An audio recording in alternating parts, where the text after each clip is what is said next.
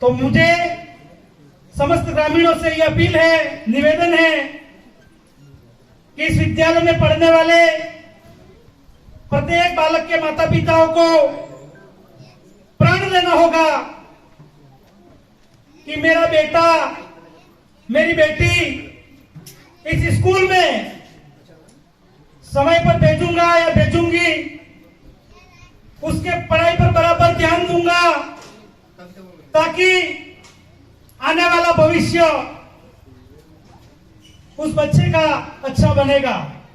यह आपको कसम खानी होगी, क्योंकि पहले समय हम लोगों को पढ़ने के लिए बहुत दूर जाना पड़ता था।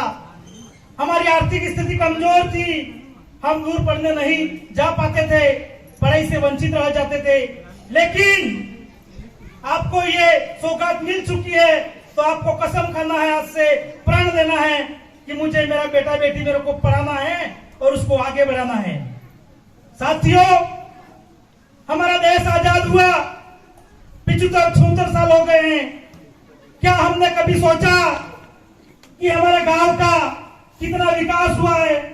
हमारे गांव से कितने लोग पढ़ लिख कर कर्मचारी बने हैं, डॉक्टर इंजीनियर बने हैं? यह हमको सोचना होगा, क्योंकि हम लोग आज भी पढ़ाई के मामले में थोड़े पीछे ही रहते हैं। तो आपको आगे आना होगा, ये बैठे हुए नन्हे मुन्ने बालक बालिकाओं को पढ़ाने होगा और उनको आगे लाना होगा।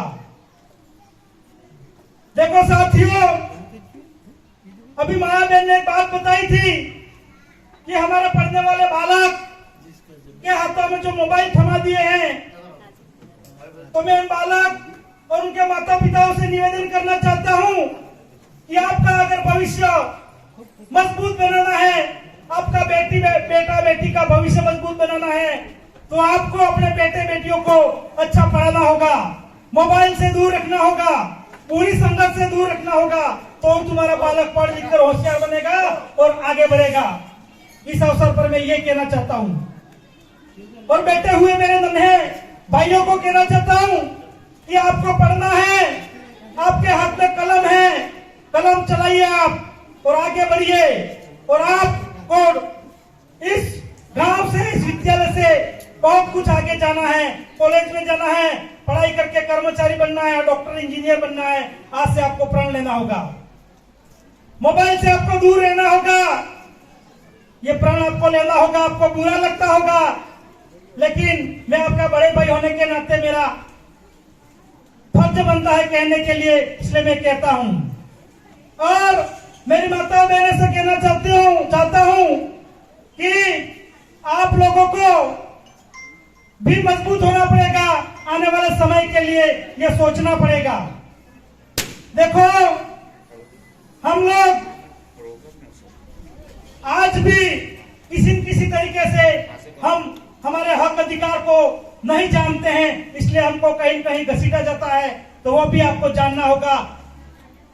जागरूक होना पड़ेगा आपको हर क्षेत्र में, चाहे पढ़ाई का हो, चाहे सांस्कृतिक हो, चाहे शैक्षिक हो, किसी भी दृष्टि से आपको मजबूत होना पड़ेगा। और मैं इस मन से यह भी कहना चाहता हूं कि आप इस आदिवासी अंचल में सभी यहाँ पर ज्यादा कम्युनिटी आदिवासियों की रहती है, तो आपको हमें हमारी संस्कृति को भी बचाना है। अभी यहाँ पर एक गाना चल रहा था और हमने देखा कि हमारी बेटियां प्रोग्राम दे रही थी, कितना अच्छा लग रहा था। ये वेशभूषा हमारी आदिवासियों की संस्कृति है, उसको हमेशा बचाए रखना।